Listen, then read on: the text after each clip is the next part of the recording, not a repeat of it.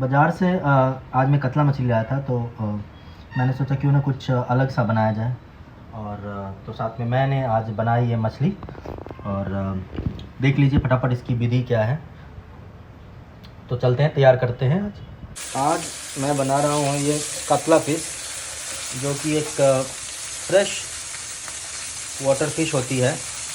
और ये मैंने आइस वाला नहीं बल्कि बिल्कुल जो लाइव फ़िश थी वो लेके आया हूँ मैं।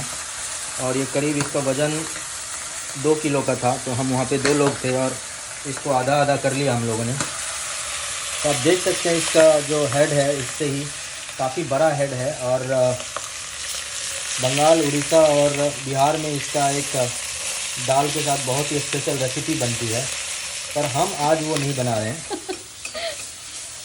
आज हम कुछ और बना रहे हैं इससे, क्योंकि हमारे पास दाल नहीं है। क्योंकि आज मूंग दाल ख़त्म हो गया है और बाकी सब दालें हैं, परंतु ये मूंग दाल में ही ज़्यादा स्वादिष्ट बनता है। तो आप देख सकते हैं कि मैंने जो मछली है उसको फ्राई करके निकाल लिया है। और हालांकि इसमें तेल काफ़ी यूज होता है, पर हम चाह रहे थे कि आज सैटरडे है तो थोड़ा सा रिस्क ले लिया जाए। तो बाज़ार से मैं कुछ सब्जियां ले आया था। हालांकि सब्जियों का ख़रीदने का शौक़ है मुझे, तो काफ़ी सब्जियां ले आता हूं। तो आज मैं बाज़ार में ये लाल मिर्च देख रहा था। हालांकि रंग इसका काफ़ी खूबसूरत है और ये हरी मिर्ची की तुलना में काफ़ी कम तीखी होती है। तो मैंने क्या किया है, मैंने ये इसमें 2 लाल मिर्ची डाल दी है कम तीखी वाली, और 2 हरी मिर्च डाल दी। और पोस्तो जो होता है, जो पॉपी सीड्स कहते हैं जिसको आप हर किसी ने देखा होगा, ये पॉपी सीड्स हैं और बंगाल में इसको पोस्तो कहते हैं। इसे काफ़ी नटी फ्लेवर आता है डिश में, और ख़ासकर मछलियों में काफ़ी उपयोग होता है उसका। तो मैं क्या कर रहा हूँ कि पॉपी सीड्स, ग्रीन चिली, टमाटर और लाल मिर्च का एक पेस्ट बना ले रहा हूँ। देखिए हमारा गास्केट काफ़ी लूज हो गया है, जिससे सारे मसाले गिर गए हैं। तो पहले ये गास्केट को ठीक करना होगा। अभी अभी मैंने मिक्सी ठीक की थी। तो हम ले रहे हैं 2 मीडियम साइज़ के प्याज, जिसको हम फाइन चॉप कर लेते हैं। आप देख सकते हैं मैंने इसको कुछ फाइन चॉप कर लिया है। कुछ इंग्रेडिएंट्स यहाँ पे जुटाए हैं। ये है लहसुन अदरक का पेस्ट, ये है प्याज, और ये तेज़पत्ता मैंने दिल्ली के ट्रेड फेयर से लाया था, इंटरनेशनल ट्रेड फेयर। ये तेजपत्ता को इंग्लिश में क्या बोलते हैं, बोल दो। बे लीव्स है। और इंग्लिश वाले नहीं समझेंगे। अगर आप हिंदी में नहीं समझते हैं तेज पत्ता, तो ये बे लीव्स है। एक्चुअली ये सिनेमन की ही लीव होती है, जिससे हम दालचीनी, जिनके बार्क से दालचीनी बनता है, और लीफ जो है वो तेज पत्ता होता है। तो हालांकि हम तेज पत्ता दुकानों से ख़रीदते हैं, परंतु वो स्वाद नहीं आ पाता उसमें। तो मैंने ये देखा कि एक्सपोर्ट क्वालिटी की और काफ़ी फ्रेश और ग्रीन है, तो इसका जो स्वाद है वो बिल्कुल निखर के आएगा इस डिश में। तो यहाँ पे ले रहा हूँ मैं कलौंजी, थोड़ी सी कलौंजी सीड डाली है इसमें, और एक तेज पत्ता डाला है। अभी इसमें ये जो सारा प्याज है वो डाल देंगे, और हम इसको हल्के हाथ से भून लेंगे थोड़ा सा। और प्याज को जल्दी पकने के लिए हम थोड़ा सा इसमें नमक का भी इस्तेमाल कर सकते हैं, इससे प्याज जल्दी गल जाता है। प्याज जो है वो भूनने का कोई वक्त नहीं होता है। आप अंदाज़ा लगा सकते हैं कि अगर प्याज ट्रांसलूसेंट हो जाए, मतलब, और यानी कि अगर आर पार दिखने लगे हो प्याज, ट्रांसलूसेंट का मतलब यही होता है कि आर पार अगर दिखने लगे और ग्लास जैसी हो जाए, तो आप समझिए कि आपका प्याज भून चुका है। और दूसरी बात है कि कभी भी मसाले भूनते वक्त आपको बहुत ही जल्दबाजी नहीं करनी चाहिए, क्योंकि सारा जो खेल है वो मसालों के भूनने का होता है। और मसाला जितनी धैर्य के साथ आप मसाले को भूनेंगे, आपके खाने में उतना ही स्वाद आएगा। नहीं तो क्या होता है कि ये कड़वा स्वाद छोड़ देते हैं अपना। तो आप देख सकते हैं कि प्याज ने अपना रंग बदलना शुरू किया है। थोड़ा सा और तीखापन देने के लिए मैं एक और हरी मिर्च का इस्तेमाल कर रहा हूँ। हरी मिर्च देने का कोई वक्त नहीं होता है, आप कभी भी डिश में हरी मिर्च ऐड कर सकते हैं। आप शुरू में तड़के में डाल सकते हैं, या फिर आप खाना पक जाने के बाद उतारते वक्त डाल सकते हैं, या बीच में भी आप काट कर डाल सकते हैं। तो आप देख सकते हैं कि मेरा प्याज जो है वो गुलाबी कलर का हो गया है और ऑलमोस्ट ट्रांसलूसेंट भी हो गया है। इसी वक्त पे मैं इसमें थोड़ा सा लहसुन और अदरक का जो पेस्ट है वो भी डाल दूंगा। तो मछली बनाते वक्त जब आप लहसुन और अदरक के पेस्ट का इस्तेमाल कर रहे होते हैं तब आपको अदरक की उतनी मात्रा नहीं चाहिए होती है जैसे कि आप मीट में यूज़ करते हैं।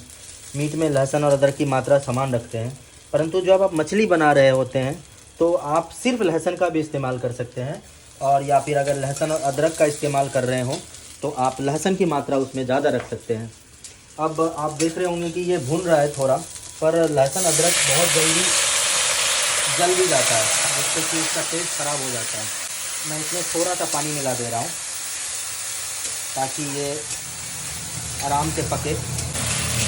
पानी काफ़ी छींटे हो रही है, तो इस वक्त मैं आँच को थोड़ा सा मध्यम कर दूँगा ताकि ये आराम से पकता रहे। 1 टीस्पून करीब धनिया डाल रहा हूँ, ज़्यादा इस्तेमाल नहीं कर रहे हैं हम, क्योंकि हम इसमें करी की मात्रा कम रखेंगे तो मैं कम ही इस्तेमाल कर रहा हूँ। और साथ में रंग के लिए थोड़ी सी हल्दी का इस्तेमाल भी करेंगे। इसमें मैं लाल मिर्च का इस्तेमाल इसलिए नहीं करूँगा क्योंकि आपने देखा होगा मैं जो हरी वाली वो अचार वाली लाल मिर्च डाली है हमने, तो उससे उसका कलर और हरी मिर्च से मैं जो उसका तीखापन है वो लाने की कोशिश कर रहा हूँ। बीच बीच में पानी डाल के थोड़ा इसको चलाते रहेंगे ताकि मसाले जले ना और अच्छी तरह से पक जाए। जो पेस्ट हमने बनाया था जिसमें कि मिर्ची, पोस्तो और हरी मिर्च का और टमाटर भी हमने साथ में ही डाल दिया था। हालांकि मैं खाना बनाता रहता हूँ और जैसा कि आप जानते हैं कि खाना बनाने वक्त आप एक्सपेरिमेंट कर सकते हैं। जिस तरह लीडरशिप की कोई स्टाइल नहीं होती है, हर किसी का अपना लीडरशिप स्टाइल होता है, उसी तरह खाना बनाने में भी कोई एक पर्टिकुलर तरीका नहीं होता है। हर कोई अपनी डिश को अपने तरीके से ट्राई कर सकते हैं। ज़्यादा से ज़्यादा फेल हो जाएंगे, पर आपको ज़रूर कुछ पता चल जाएगा कि इस वजह से आपकी डिश अच्छी बनी या इस वजह से आपकी डिश अच्छी नहीं बनी। और हर एक चीज़ का जो फ्लेवर है वो हर एक तरह से निकल के आता है।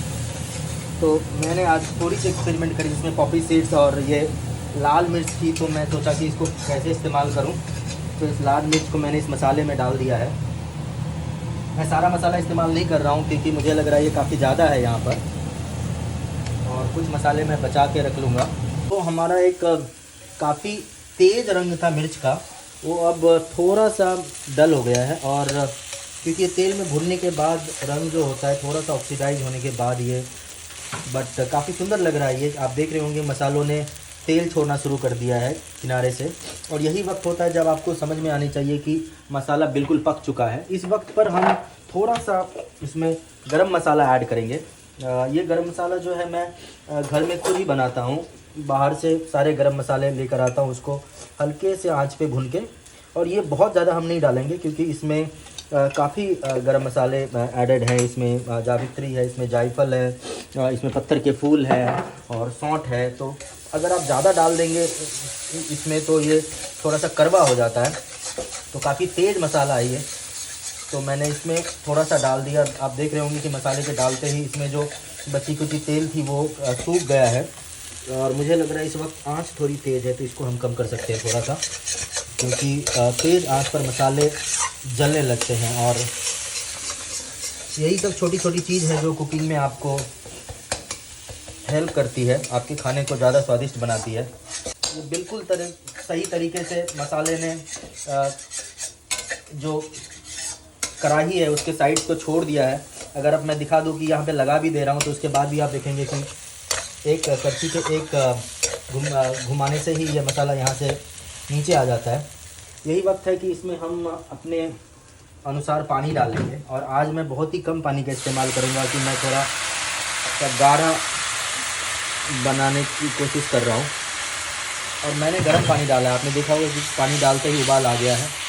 और ख़ासकर सर्दी के महीने में, जो कि अभी दिसंबर में है, गर्म पानी डालना ज़्यादा सही रहता है। इसका एक वजह ये है कि अगर आप गर्म पका रहे हो और उसमें ठंडा पानी ऐड कर देंगे तो वो मसाले काफ़ी सॉक हो जाते हैं, और शॉक में जाने से मसाले का वो फ्लेवर आ नहीं पाता है। इस वक्त पर आप चाहें तो जो तेज़ पत्ता मैंने डाला था उसको मैं निकाल दे रहा हूँ। इससे जो क्लटर्ड रहेगा वो क्लटर्ड नहीं रहेगा ये। आँच ज़्यादा कर लोगे? और मसाले पक गए तो हम आँच भी थोड़ा ज़्यादा कर सकते हैं। नमक मैंने काफ़ी कम डाला था प्याज के भुनने के वक्त, तो मैं यहाँ पर थोड़ा सा नमक डाल लेता हूँ। अब ये मसाले जो रस है वो उबलने लगा है, तो ये वक्त है जब हम इसमें मछली ऐड कर सकते हैं। हम धीरे धीरे मछलियों को ऐड कर लेंगे।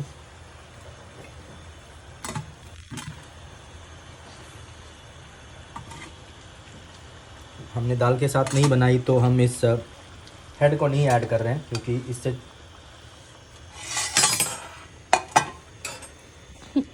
के लिए मैं कम आंच पर इसे ढक के रख देता हूँ, ताकि ये मछली सारे मसाले और फ्लेवर्स को सोख ले, क्योंकि ग्रेवी काफ़ी रोगन छोड़ चुका है और ये दिखने में काफ़ी सुंदर लग रहा है। अभी ये बंगाल में शादियों में ये मछली बनती है, वहाँ तो हालांकि उसमें दही डाला जाता है और काफ़ी जो रेजिन्स वगैरह डाला जाता है, जिससे इसका स्वाद काफ़ी निखर कर आता है। सही लग रहा है। अब हम इसमें थोड़ा सा इसको धनिया से गार्निश करके अब इसको हम उतार लेंगे। ये हमारा तैयार हो चुका है। ये राइस के साथ खाने में काफ़ी स्वादिष्ट लगेगा। तो ये पककर तैयार हो गई हमारी क्या नाम है इसका, इस डिश का? घर वाली मछली, जो कि एक स्पेशल स्टाइल से बनी थी और कुछ नए मसाले के साथ हमने बनाने की कोशिश